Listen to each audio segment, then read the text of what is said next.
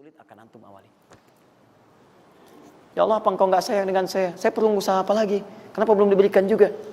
Dan sebagainya. Itu kadang-kadang membuat seseorang kalau sudah kehilangan arah seperti itu sampai meninggalkan agamanya, itu yang paling fatal. Paham ya?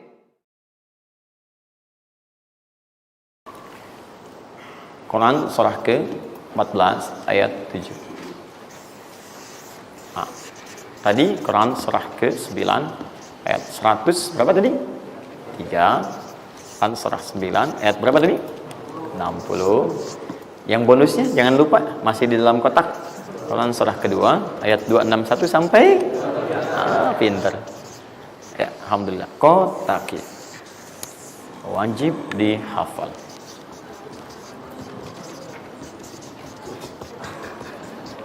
Maksud saya di akhir pasti ada yang foto. Saat foto itu kalimat ini harus muncul. Jangan di capture, jangan di crop. Jangan di crop. Fokus. Nah, sekarang rezekinya sudah ada. Bagaimana Anda mendapatkan akselerasi dari peningkatan? Ya, baik sifatnya kuantitasnya ataupun juga nilainya. Terus. Ya, maka rumusnya kalau sudah dapat dari usaha itu, tadi kan usaha kan? Ya, ada usaha yang kedua. Masih ingat teman-teman yang punya rezeki siapa? Nah, sekarang Allah tawarkan, saya akan berikan kepada kamu, kata Allah, peningkatan dari usahamu dengan cara yang tidak terlampau susah. Kamu gak perlu kerja ini lagi, itu lagi, dan sebagainya. Tapi kamu tinggal mengimbangi saja. Kamu kerja, kamu amalkan juga yang ini. Apa amalan itu? Syukur. Perhatikan langsung redaksi dari Allah. Saya tidak akan menambah, mengurangi. La in syakartum la azidannakum. Ingat, la in syakartum, kalau kamu bersyukur kepada saya, la azidannakum, saya akan tambah bagimu. Jelas ya? Tambah di sini bukan menambah nominal. Ya, karena nominal itu akan tetap. Maksudnya kalau antum 100 miliar aja. Yang ditambahkan itu ada dua. Pertama, penambahan percepatan dan kemudahan dalam mendapatinya. Lebih mudah dari sebelumnya. Yang kedua, penambahan keberkahan di dalamnya. Berkah itu manfaatnya lebih banyak. Yang tadinya 50.000 jadi cepat habis, sekarang tuh banyak manfaatnya. Ya, kepake gitu. Di kalau dulu tuh semua pengen dibeli, dapat 5 juta juga, cuma semua pengen dibeli baju, dibeli gitu kan? Ya ini dibeli, lihat orang beli ini pengen beli itu. Tapi setelah antum kerjakan ini, itu asasnya asas manfaat.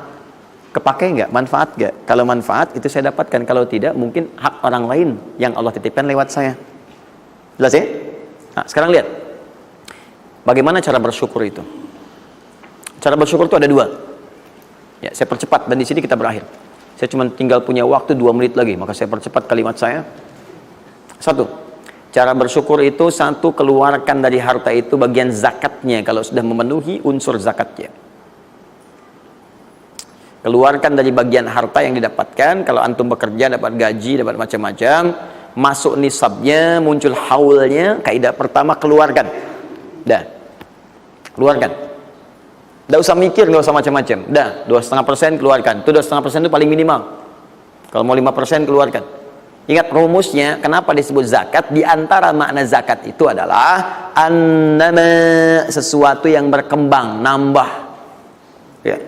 Zakat itu ada at-tahara, ya, an-numu, ya, sesuatu yang berkembang. Di dalam bahasa Arab sekarang investasi disebut dengan annama wal istismar, sesuatu yang diinvestasikan. Jadi ketika Anda zakat sebenarnya bukan mengurangi harta, menginvestasikan harta untuk ditambah. Minimal 10 kali lipat dari sebelumnya. 10 kali lipat. Jadi kalau Anda misalnya keluar zakat, taruhlah misalnya 25 juta, ya, Anda dapatkan. Terus 2,5%-nya diambil dari situ berapa? 2,25, ya? 2 juta 2,5. Anda keluarkan tuh. Maka Anda pada hakikatnya sedang melipat gandakan harta Anda 10 kali lipat dari sebelumnya. Jadi Anda akan dapat dari situ 22,5 juta. Bentuknya bisa macam-macam. Ingat, rezeki itu kan bukan hanya uang. Tadi saya katakan. Ya, bisa jadi proyek baru datang nilainya segitu. Bisa jadi apa lagi? Bisa jadi dijaga kesehatan, nggak sakit selama sebulan. Biasanya cek lab ini itu dan sebagainya, ya kan? Kolesterol macam-macam habisnya segitu. Bulan itu nggak ada apa-apa. Terus Anda berkata, alhamdulillah nih sekarang saya kelihatan sehat, gini-gini, hasilnya positif. Padahal Anda itu dihasilkan lewat zakat, lewat macam-macam. Nah, misalnya nggak ada konflik, nggak ada masalah di hari itu, yang kalau diselesaikan nilainya 22 juta. Masa marah dengan istri macam-macam. Mama kenapa sih, Ma, gini. Papa mau damai. S9 note. Wah, beli S9 Note harga 15 juta ya, tambah lagi 7 juta laptopnya misalnya kan, dan sebagainya. Misal, habisnya segitu juga. Jadi dijaga oleh Allah, mendapatkan penambahan bisa berupa langsung nilainya, nominalnya dapat proyek yang lain, atau dijaga untuk mendapatkan yang non materi tadi. Paham? Maka saya katakan pada Anda, kalau sudah ada kewajiban zakat, maka jangan berpikir menunda. Cepat berikan saat itu, maka seketika Allah akan lipat gandakan apa yang Anda telah usahakan itu. Jelas? Jadi yang pertama, kalau sudah ada kewajiban zakat, cepat ambil. Bahkan, nah ini saya mau ambil komitmen. Saya ambil komitmen. Siap mengikuti ini? Siap berkomitmen insya Allah? Bahkan Allah langsung meminta kepada yang punya otoritas atau juga teman-teman di sampingnya untuk saling mengingatkan. Bahkan kalau punya otoritas langsung ambil. Saking inginnya Allah harta orang itu tuh terus bertambah. Maka turunlah Quran surah 9 ayat 103. Khudh min amwalihim sadaqah tutahhiruhum wa tuzakkihim biha. Muhammad, kalau dia lupa atau yang lain, ambil aja deh. Ambil aja. Ambil dari harta dia itu kalau sudah mencapai nasabnya. Nisabnya sudah ada, haulnya sudah sampai, ambil. Apa tujuannya? Sedekah. Perhatikan, zakat disebut dengan sedekah. Sedangkan sedekah tidak disebutkan dalam rumus bahasa kecuali kullu ma'rufin sedekah. Semua yang baik-baik disebut dengan sedekah. Kata Allah, saya ambil itu bukan ingin mengurangi kamu, tapi ingin membuat kebaikan untukmu. Apa kebaikannya ya Allah? Wa tuzakkihim. Tuzakki dari kata zakat yang punya arti dua tadi, menyucikan jiwa, plus yang kedua menambah apa yang telah kamu dapatkan itu. Jadi kamu tuh jangan nanti kotor hati kamu karena terlampau banyak ini, fokusnya ke situ banyak tapi kamu nggak pakai. Maka saya biarkan kamu dengan mengeluarkan zakat itu supaya bersih hatimu, punya nilai berbagi dan tidak terlalu bergantung kepada harta dunia yang kamu akan tinggalkan kelak. Dan yang paling dahsyat, kalau kamu kerjakan, saya tambah kemudian kualitasnya, saya tambah keberkahannya, bahkan saya permudah untuk mendapatkannya. Lihat sampai sini. Bonus yang ini, nah, peningkatannya lebih dari yang pertama, 700 kali lipat. Ini minimal 700 kali lipat. Apa itu secara singkat? Infak.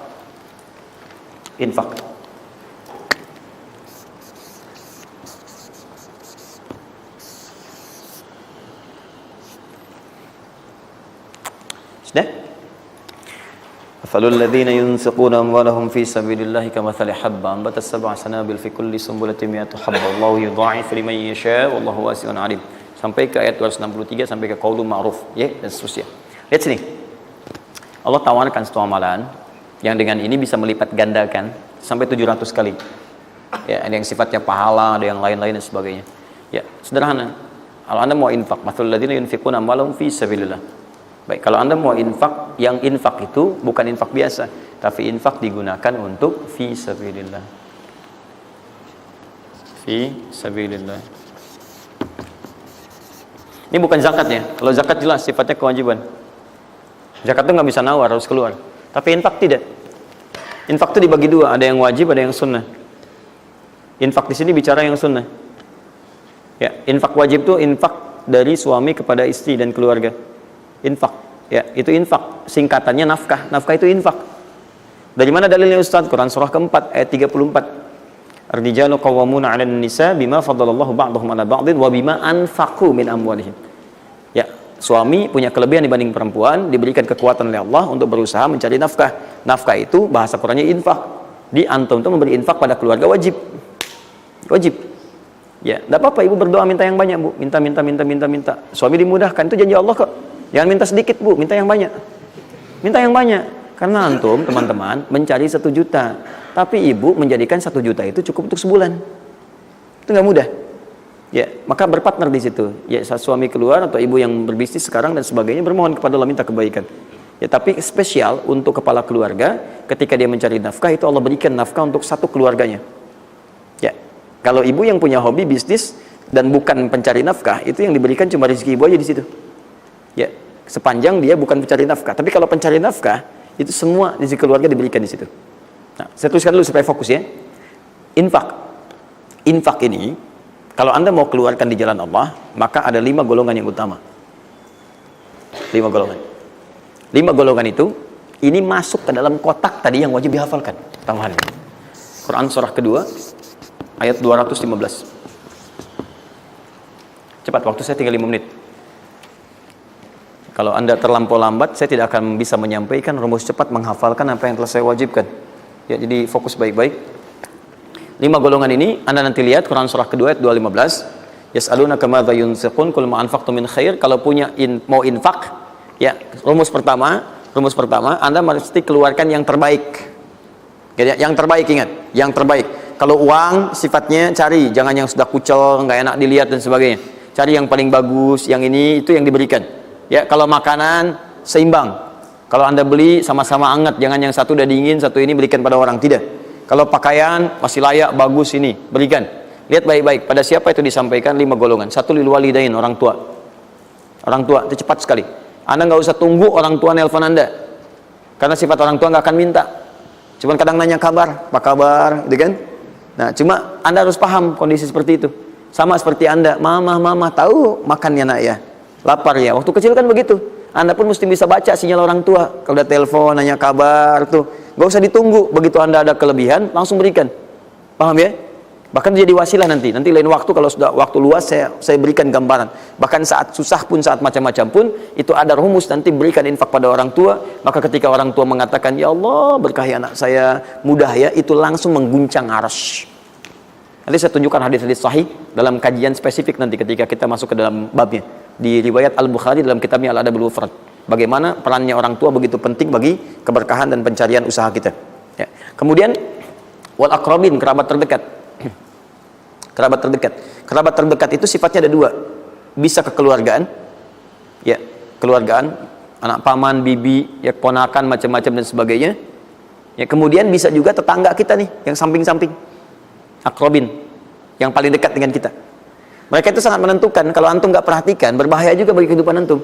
Antum sukses di kantor, tapi nggak perhatian sama tetangga. Begitu ada maling macam-macam, malah didorong tuh sama tetangga. Biarin aja, habisin. Bukan. Memang gak pernah perhatian sama kita biarin aja gitu kan. Nah itu kan yang repot ya.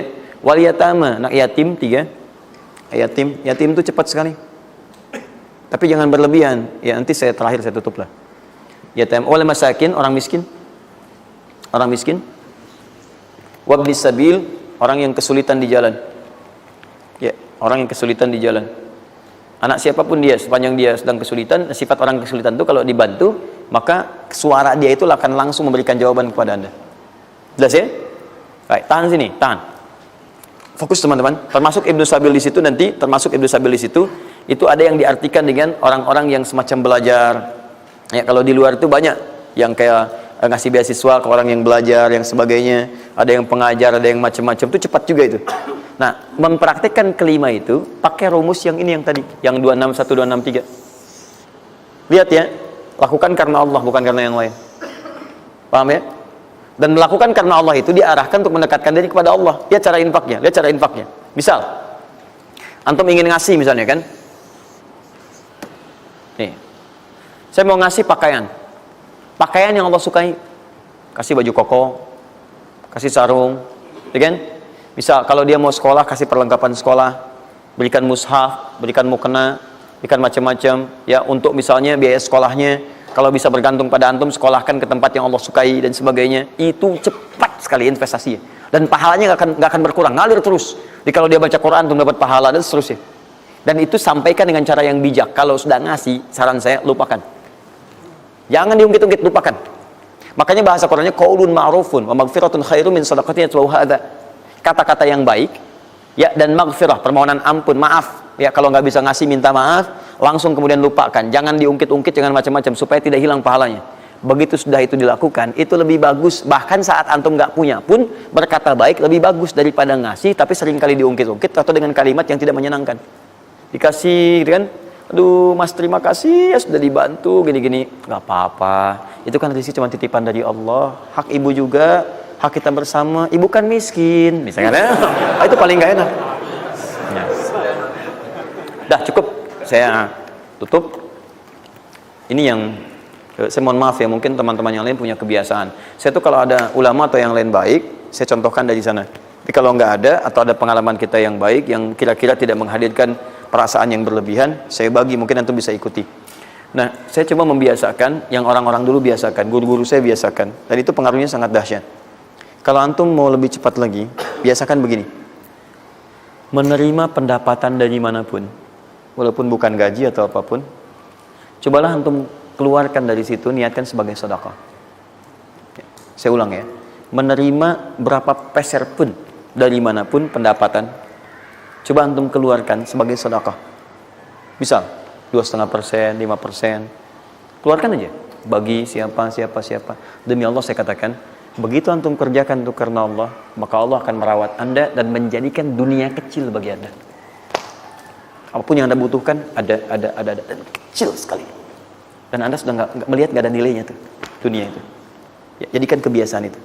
Kalau ada pakaian sudah Anda pakai, datang lagi yang baru, ini yang lama kasih aja, yang layak dipakai dan sebagainya. Seperti itu, biasakan. Begitu Anda biasakan, nanti Allah jadikan kecil dunia bagi pandangan Anda. Ada nilainya. Dah. Paham ya?